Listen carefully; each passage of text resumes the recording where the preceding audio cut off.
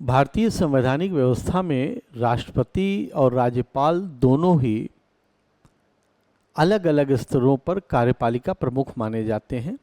राष्ट्रपति संघ स्तर पर और राज्यपाल राज्य स्तर पर।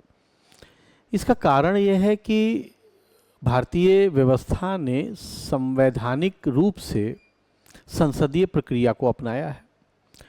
संसदीय प्रक्रिया में संसद प्रमुख रोल में होती है और इसीलिए जो जनता से चुने हुए प्रतिनिधि होते हैं, जिनको आप मंत्रिपरिषद कहते हैं भारतीय संदर्भों में, उनके हाथ में वास्तविक शक्ति होती है, जबकि वह व्यक्ति जो कार्यपालिका प्रमुख होता है और भारतीय संदर्भों में उसे राष्ट्रपति या राज्यपाल कहते हैं, वो नाम मात्र का प्रमुख मानते हैं या उसे एड और एडवाइस पर काम करना पड़ता है।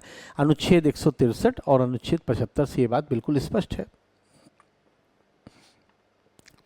जब अपने विवेक के प्रयोग करने के संबंध में हम राष्ट्रपति की स्थिति को देखते हैं तो 42वें संविधान संशोधन के पहले उसके लिए सलाह को मानना बाध्यकारी नहीं बनाया गया था अभिव्यक्त रूप से, लेकिन संवैधानिक अनुशासन और गरिमा का निष्कर्ष ये था कि उसे मानना चाहिए था।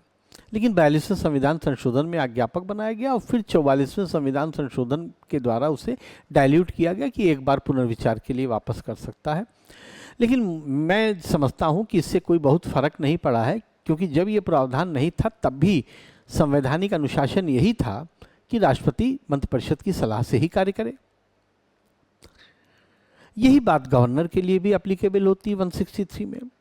लेकिन गवर्नर के लिए अभिव्यक्त रूप से 163 में लिखा गया है कि उन बातों को छोड़ करके जहां पर उससे यह अपेक्षा है कि वह विवेक से अपने कार्य करेगा। तो जब हम इन दोनों प्रावधानों की तुलना कर देते हैं तब हमको ये समझ में आता है कि संविधान अभिव्यक्त रूप से गवर्नर के लिए तो विवेक के आधार पर कार्य करने की व्यवस्था करता है, लेकिन राष्ट्रपति के लिए बिल्कुल नहीं करता है। फॉर एग्जाम्पल हम देख सकते हैं कि जब वो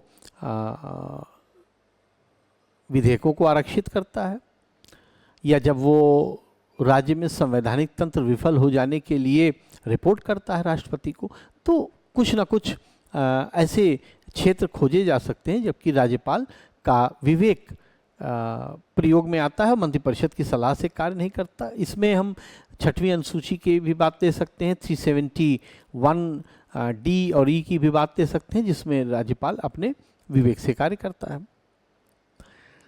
जब हम इन दोनों प्रावधानों को मिला देते हैं और दोनों ही कार्यपालिकीय प्राधिकारियों के स्थिति को कंपेयर करते हैं तो निष्कर्ष रूप में हमें ये कहना पड़ता है कि जहाँ पर संविधान ने राज्यपाल के लिए विवेक का रास्ता चुना है या विवेक के लिए स्कोप छोड़ा है, लेकिन राष्ट्रपति के लिए उसने ये स्कोप नहीं छोड़ा है।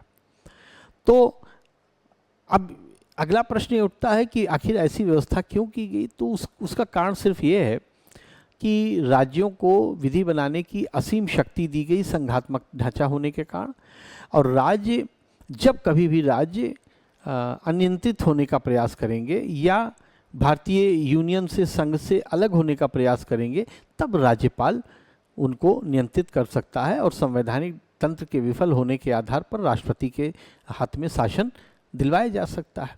यही कारण है कि राज्यपाल को विवेक के आधार पर शक्तियां दी गई जबकि राष्ट्रपति को नहीं दी गई हैं। तो ये कंपैरिजन जो है हमको ध्यान में रखना चाहिए।